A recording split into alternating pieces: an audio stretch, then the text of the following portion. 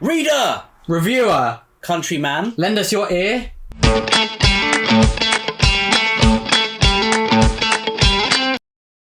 And a huge thank you to all of our Patreons. Thank you to the Pit Fighters, the First Swords, and all of the Bright Stars. Truth and courage. We stand alone today. We stand alone. Can you stand alone together? I don't know, but we are going to stand alone as one.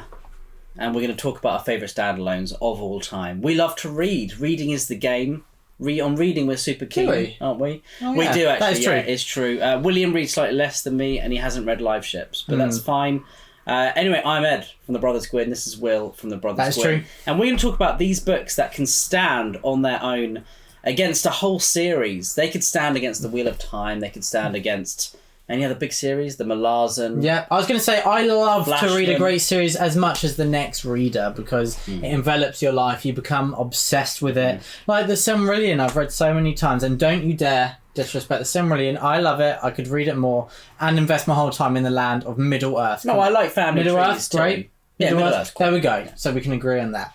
But a standalone has its own appeal. You can dive in, have a wonderful experience, and that's it. It's not a huge commitment that's going to drag you down into the underworld as you have to read 10, 12, 15 books of 500-600 pages. Well, the first book I'm talking about will drag you into the underworld. Ooh, that's a little hint. Yeah. But we're talking about the books you can read just on their own. They give you a story wrapped up from beginning to end. You know what you're in for, and that's the end of the commitment. But you can have a wonderful time whilst you're in there, in our opinion anyway. So we'll talk about our 10th favourite standalone of all time. Ed, start it off. Well, I have to say Between Two Fires by Christopher Buehlman is just one of those standalones that is something that's so immersive, so engaging, and it captures you. It basically takes you prisoner, it ransoms you, and then by the end you are just a sweating, out of breath mess. It's not really kind of what you say to drag someone in. Is if you read this, you're going to be a sweating, out of breath mess. No, that's but what it does have its own appeal. That's what I look for in books, to be honest. So you will physically change if you read this book. Between Two Fires by Christopher Buehlman is basically a historical fantasy that is set in 14th century France. Now we have a disgraced French knight. He meets a girl. This girl has quite a lot going on behind the scenes, and he can't really put his finger on it, but there is something holy going on with her. And he decides to help her out. She has to be taken to Paris, so he escorts her. You know, we've heard this story many times. The Mandalorian, The Witcher, Logan, where this old veteran then escorts a young, the young hope, essentially, isn't it? And what it becomes is Christopher Buehlman really flexing his prose muscles. It's a beautiful story, it's powerful, but we also in the background have these fantastical creatures from hell that have been let loose. And this always reminds me of the manga Berserk, where you have Guts, this anti-hero really character, at odds against all of hell's demons. And here you have something very, very similar. The crescendo is utterly insane. Papa Gwynne recently read this and he adored it. So if you like Papa Gwynne's work, then I'm sure you will enjoy Between Two Fires. Very nice said. And what a way to kick off the list. I'm not Next up, kick it off. I'm sorry. Next up in my number 10 spot, I'm not breaking new ground here with To Kill a Mockingbird. There are many different reasons for why these books are on the list. Some are nostalgia, some are the riveting journey, some are because they do something very unique. This is a mixture of a lot. Of course, it's inspired many new works and doesn't seem as unique as it might have once, but we do know we can track back what To Kill a Mockingbird did, and it has had a lasting, long influence on the genre of literature. And it is also a book that I read during my formative years. It was very important to me in teaching me really do what is right no matter what, and how important that is, and the dignity of the characters such as Atticus Finch lasts in my memory to today. As I said, I'm not breaking new ground with this. I imagine almost 90% of people watching this video have picked up and also adored To Kill a Mockingbird. But I'm not here to be different. I'm here to talk about the books I love most. And whilst nostalgia might play a part in this and how important it was to my reading experience, it's one of the first books that I was like, wow, this is what reading can do. It's affected me emotionally. And it's kind of inspired me as a person as well. It's one of the first books to do that, and it taught me what reading can do. And that, of course, is an integral part of the reading experience that I have today. And so it's more important to me in that way, but it is a wonderful story that teaches you to stand up for what is right. But it's also one full of heartbreak as well. To Kill a Mockingbird, what a book, what a journey. It is one that will last forever, I believe, anyway. So that's number 10, kicking it off with a classic. Good choice, Will, and I definitely need to read To Kill a Mockingbird soon. The next one... You haven't read To Kill a Mockingbird? No, I've seen the film. And I know we're a Booktube channel, so that never works. But, well, we've seen the film. I will but definitely... I've watched the film. They are damning words. I will read it very soon. Maybe this year, we shall see. My number 9 is The Roundhouse by Louise Erdrich. This is a book I've spoken about on the channel quite a lot, really, in the last year. I did read it last year. It's one of my favourite books. Instalment. The first 2 parts of this list you've read in 2024. More recent reads, which is great, isn't it? But so Louise Erdrich is a Native American writer. She's probably the most famous contemporary Native American writer with, alongside Tommy Orange, I would say at the moment, that they are both at the top of their game. But Louise Erdrich has been writing for quite a while. She's had a much longer career. The Roundhouse is her most popular book. It's her most successful book. And to me, it's my favourite book that she's written that I've read. I've only read a handful, but it's absolutely superb. It is quite a heartbreaking story about a Native American mother who has been sexually assaulted, and it's about her teenage son trying to find out who did it. He's trying to basically fix his family, trying to glue them back together. After that, that horrifying moment. And the way that Louise Erdrich writes these powerful scenes, this kind of Stephen King-esque exploration of these characters in this scenario is just masterfully done. And I just still think about this book today.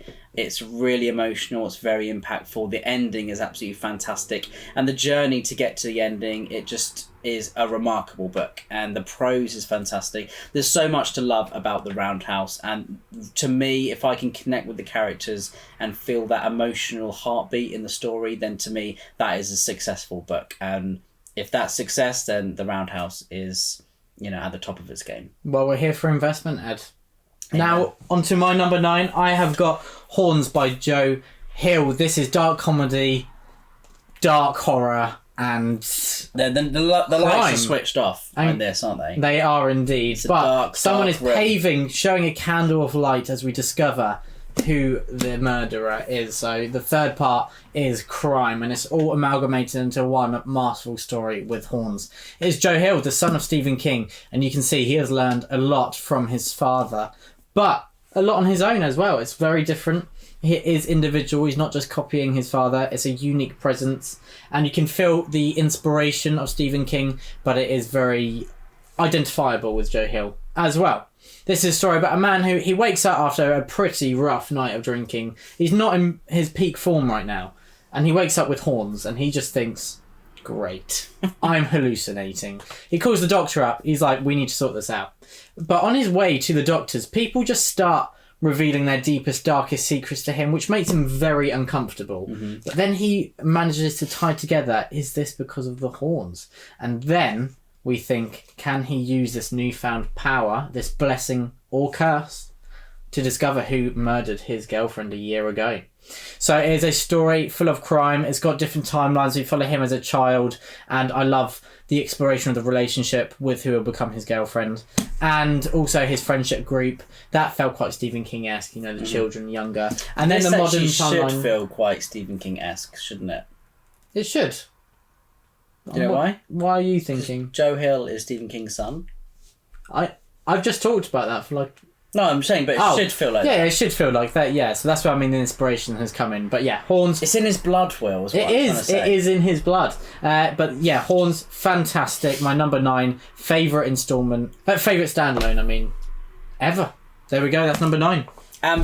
We love historical fiction on this channel, and Panther in the Sky by James Alexander Tom was a book that was written in the 1980s, I believe, and it is about the Native American Shawnee chief Tecumseh. So Tecumseh is quite an incredible figure in history. He is kind of like one of the OG chosen ones. Mm-hmm. And so the day that Tecumseh was born, the moment he was born at night, a shooting star went over their lodge. and he was destined for great things, and they set him up, his people set him up to be someone who would lead them to greatness, to glory, to peace, which is always the aim. And this book by James Alexander Tom just took me by storm. It's quite a chunky book. It's about 700, 800 pages. And I physically just couldn't stop reading it. I couldn't stop turning the page. It just had all of the heart, all of the emotion that I look for in reading. It had great characters. I'm a character reader, and the way that James Alexander Tom wrote Tecumseh, such a legendary figure, a man prominent in history, to have written him so well, I think it just shows James Tom's ability at writing, and it was fantastic. It had great action. To me, if you want to read a book that feels like Braveheart, that has the highs and the lows, the peaks and the troughs, the hills and the valleys of Braveheart, the film, then go and read Panther in the Sky, because it is a journey. It's a roller coaster. But imagine the roller coaster you're riding a horde of buffalo. Wow.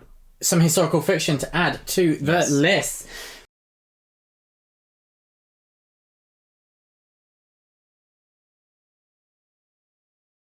Very nice. And the next one for me is a Booktube darling, and it is The Sword of Kaigan by M.L. Wong. Now, this book, I think everyone and their neighbour's dog has probably read it by now, especially if you are watching a fantasy duo's Booktube. That is true. Sword of Kaigan is as good as those people who really like it say it is.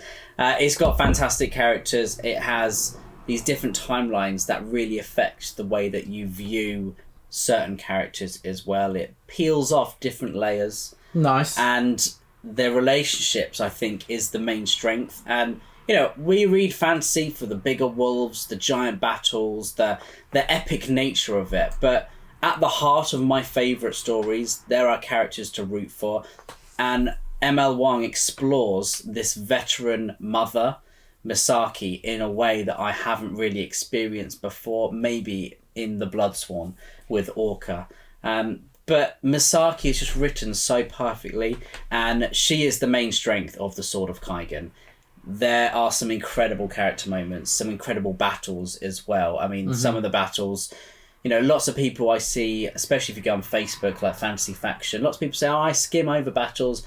Lots of people say they don't read prologues or battles. But to me, if it's in the book, it's needed. But to me, a good writer is able to inject character moments into battles, and they are able to explore a character's personality through these moments. Like Empire of the Vampire, which I've just recently read.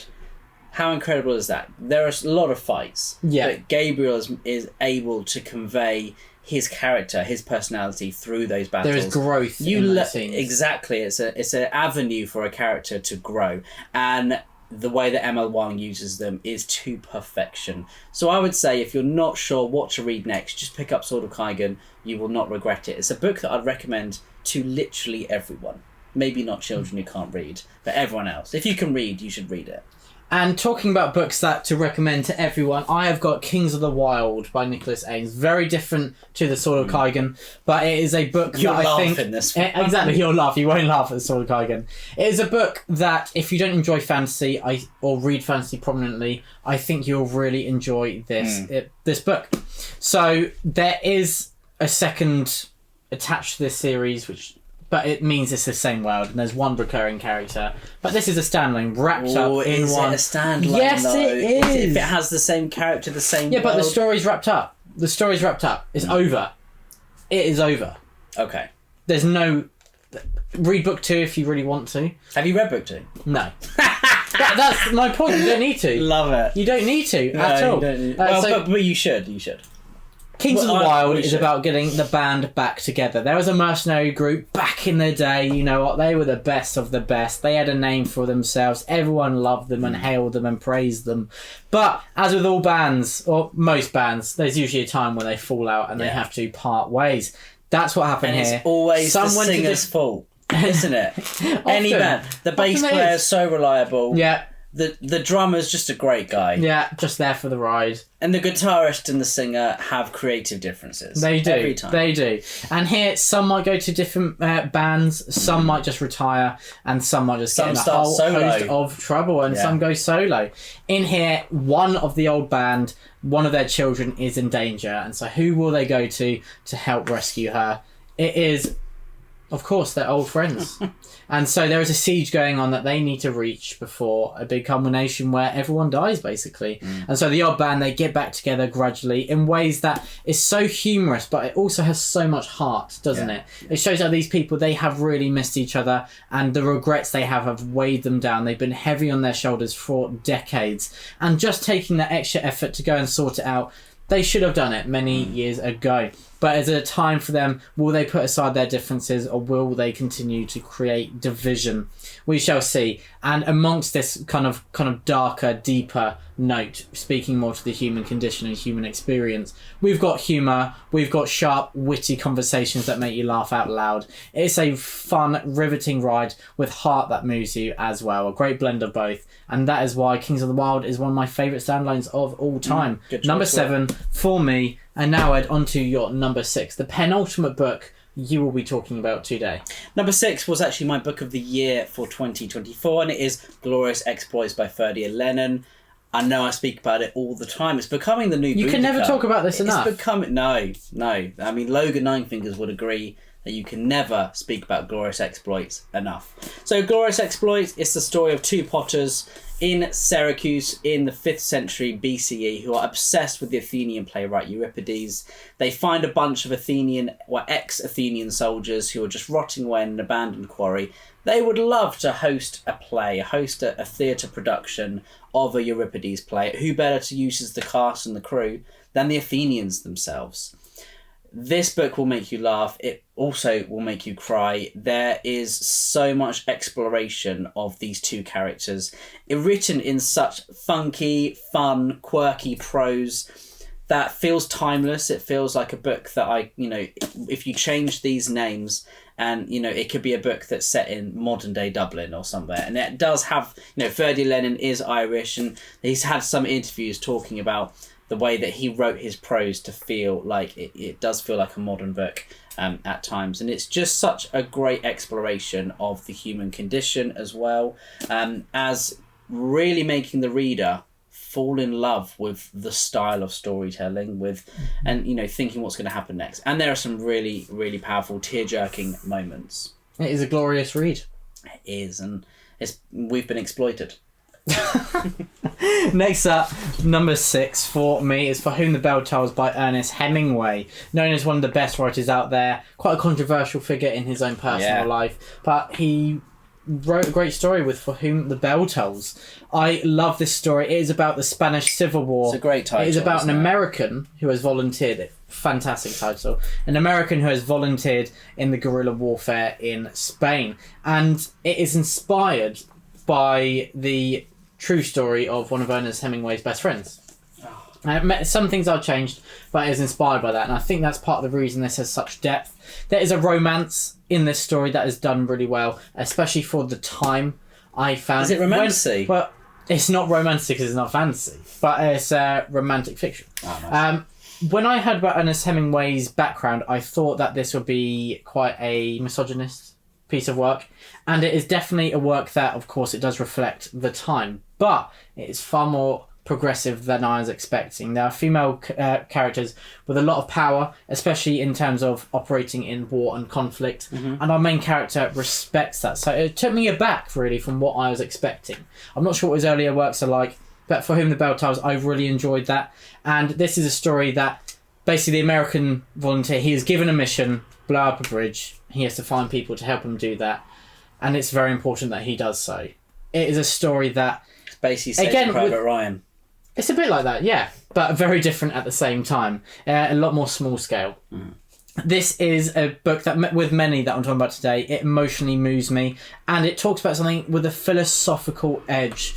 Is it important to attach ourselves to something greater than us as individuals? And what does that mean? Can it sustain us? And should we let it sustain us? These are questions that are proposing For Whom the Bell Tolls. They're not answered, but there are some suggestions made as well. And I just think it's a really brilliant, powerful story that personally I loved.